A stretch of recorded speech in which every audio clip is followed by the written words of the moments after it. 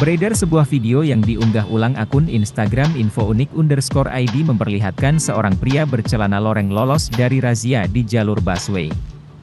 Di dalam video itu, terlihat beberapa anggota polisi yang sedang merazia motor. Tiba-tiba datang motor NMAX hitam, polisi yang bertugas pun sempat hendak menghentikan motor itu. Namun saat sudah dekat motor tersebut langsung disuruh lewat oleh polisi. Nampak dalam video tersebut polisi sempat menepuk punggung pengendara motor bercelana loreng tersebut. Motor tersebut terus melaju sementara pengendara motor lain diberhentikan oleh polisi.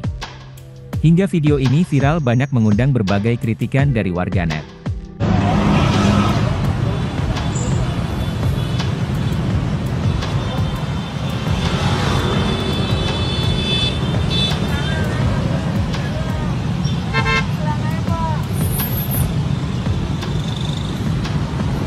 Terima kasih sudah nonton, jangan lupa like, subscribe, dan share ya!